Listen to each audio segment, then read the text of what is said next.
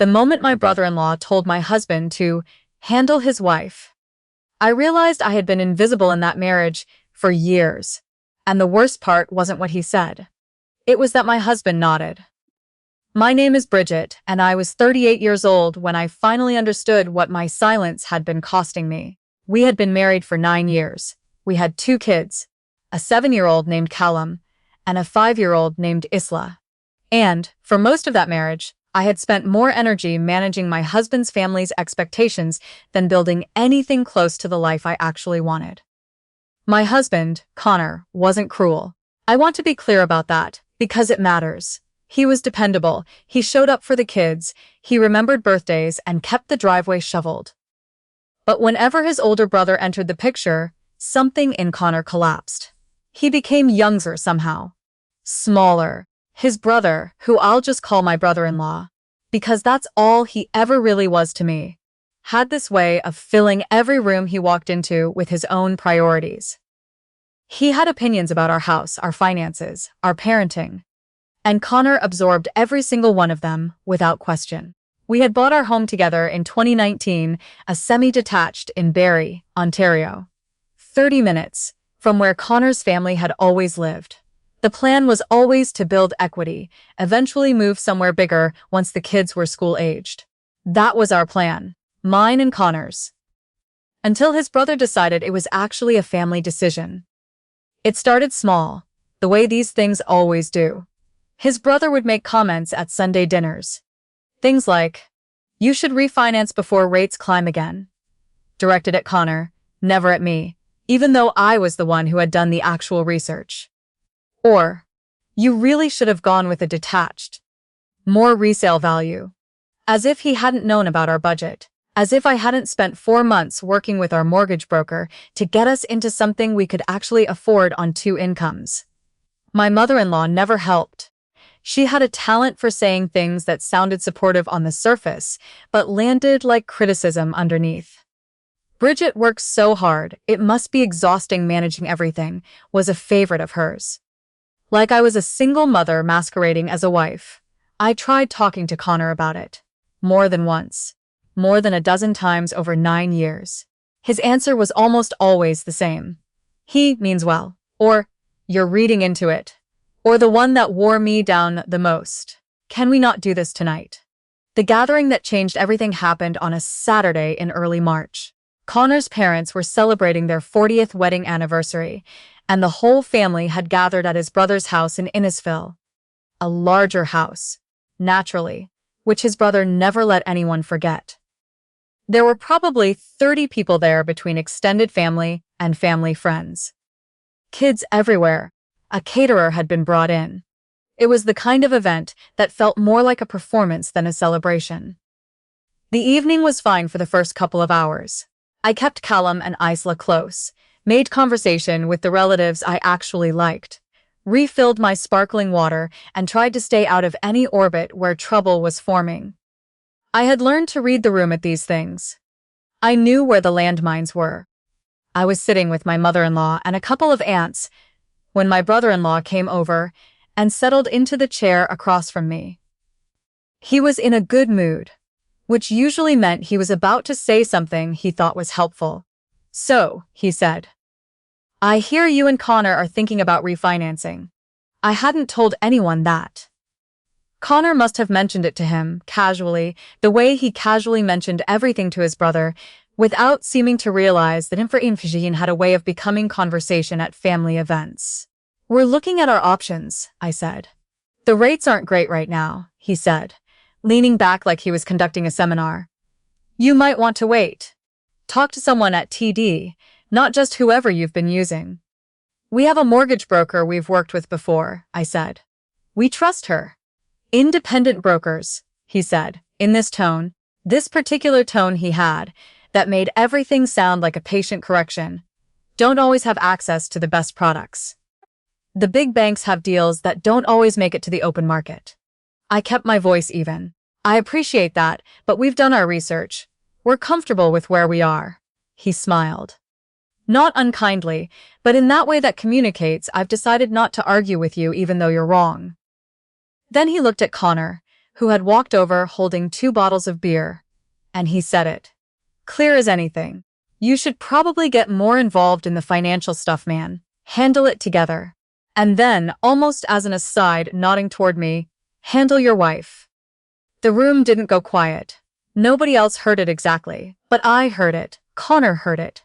And Connor said nothing. He handed his brother one of the beers and laughed in a way that wasn't quite a laugh, more of an exhale, and changed the subject. I excused myself to check on the kids. I sat on the bottom stair of my brother-in-law's finished basement for about 4 minutes, listening to Callum and 3 of his cousins argue about whose turn it was in some game I didn't recognize. And I thought about 9 years of Connor handing over beers instead of drawing lines. 9 years of me being the problem that needed to be handled. When I came back upstairs, my brother-in-law was mid-story about a property he had just picked up in Collingwood. Connor was nodding along.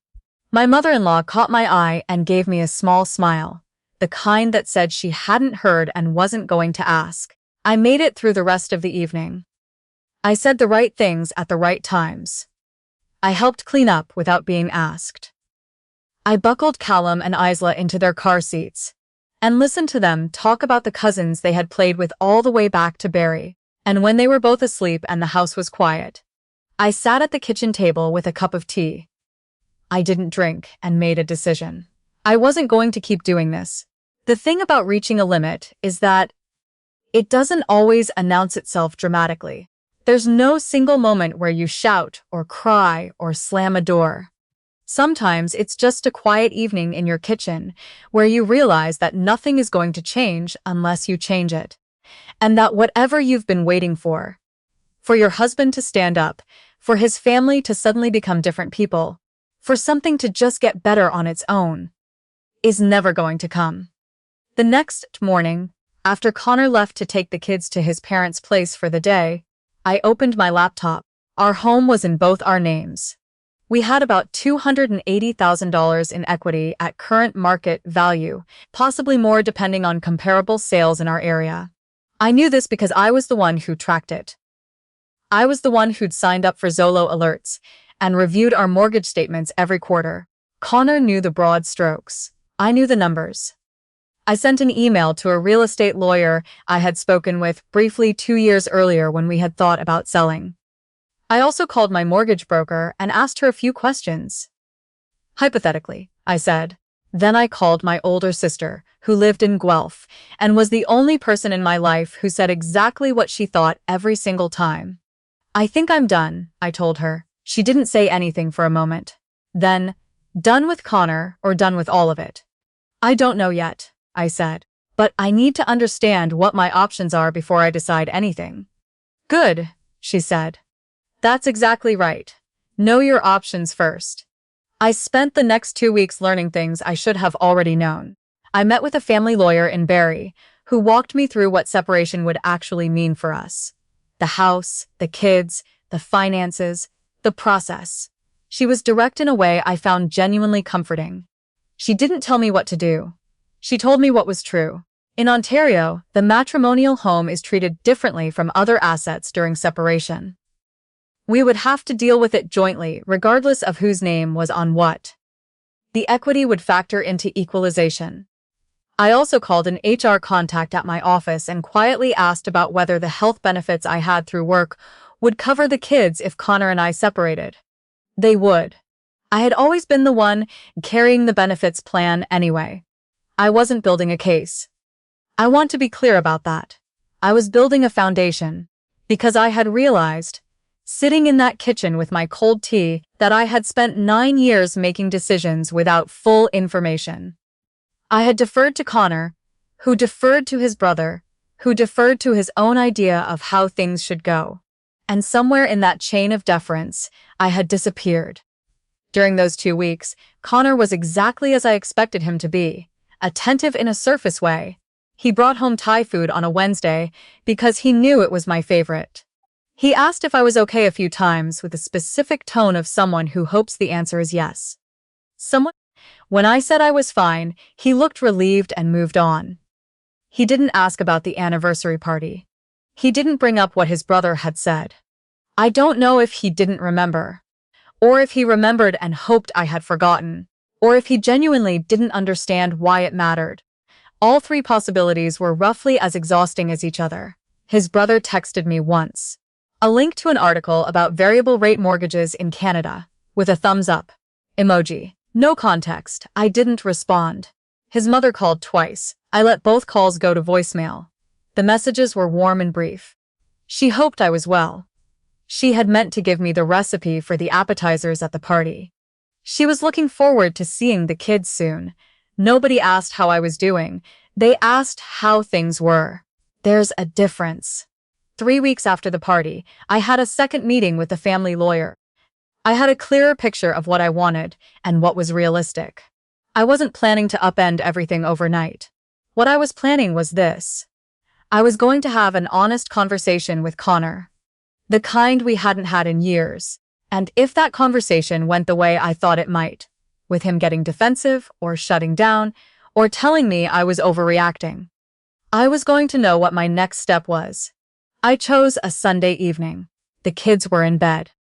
Connor was at the kitchen table, with his laptop open to a hockey forum, the way he often spent Sunday nights. I sat down across from him and I said, I need to talk to you about something and I need you to actually listen. He closed the laptop. I told him about the anniversary party, not everything. I kept it focused. I told him what his brother had said. I told him what his non-response had felt like. And then I told him that this wasn't a new problem, that this had been happening for years in smaller ways, and I had stopped being willing to absorb it. He was quiet for a long time. He didn't mean it like that, he said finally. I had expected this. I hadn't expected it to still sting the way it did. Connor, I said. He told you to handle your wife, and you laughed. I didn't. I didn't think it was a big deal in the moment. That's the problem, I said. You haven't thought it was a big deal for 9 years. And I have been carrying every single one of those moments because I love you and I love this family, and I didn't want to make things harder than they already were. But I'm telling you right now that I can't keep doing that. He looked at me for a moment and then he said, What does that mean? What are you saying? I'm saying that things have to change, I said. Real change, not a conversation that blows over in a week.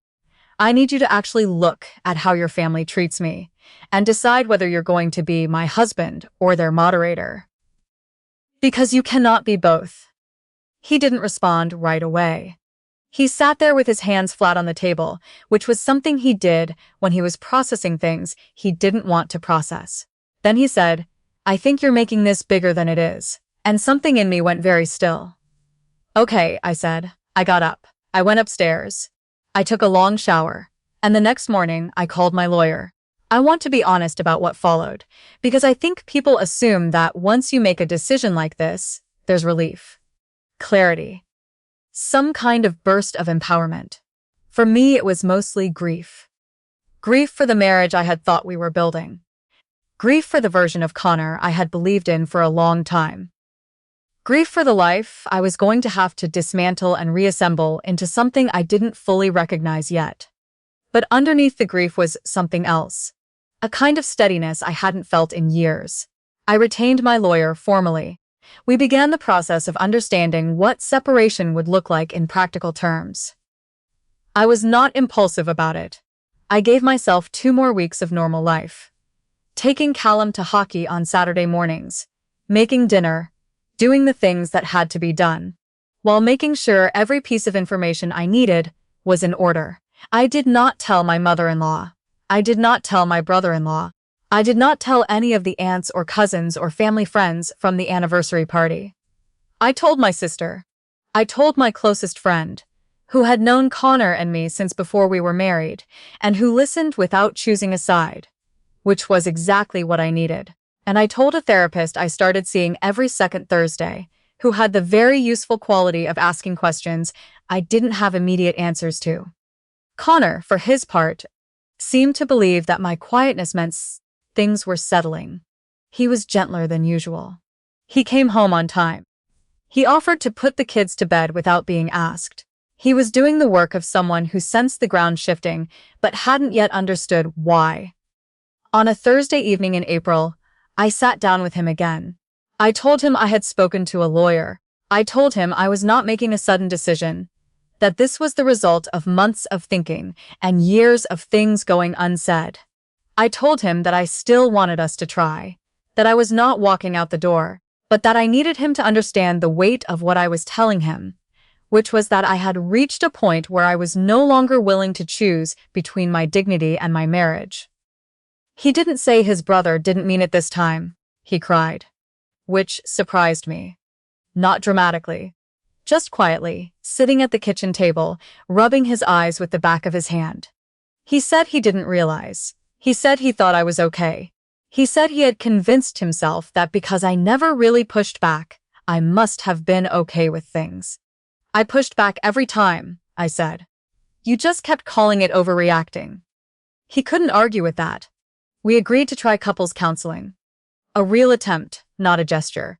We found someone who worked out of an office near downtown Barrie and who had the very practical approach of giving us both communication frameworks instead of just asking how we felt about our childhoods.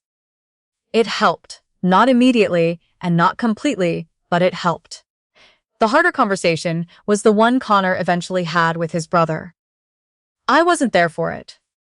I didn't ask to be, and Connor didn't offer to include me, which I think was right. He told me afterward that his brother had been defensive at first. That he'd said Connor was being dramatic. That he'd suggested I had been pushing Connor to cut the family off. But Connor hadn't backed down. For the first time in the time I had known him, he hadn't backed down. He told his brother that the way he spoke to me and about me was not acceptable. That the assumption that Connor needed to manage or handle me was not something he was willing to let pass anymore. That if his brother wanted to be part of their lives going forward, things needed to look different. His brother went quiet for a few days. Then he texted Connor an apology. It was short and a little stiff, but it was an apology. He did not text me directly. I didn't expect him to, and I wasn't waiting for it. His mother was harder. She had a way of processing things by talking around them rather than about them.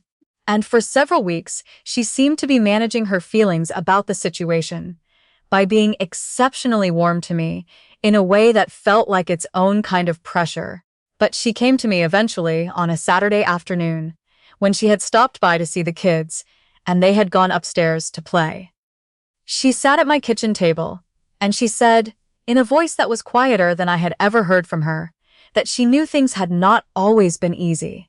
That she had not always made it easier, that she was sorry for that. I thanked her. I meant it.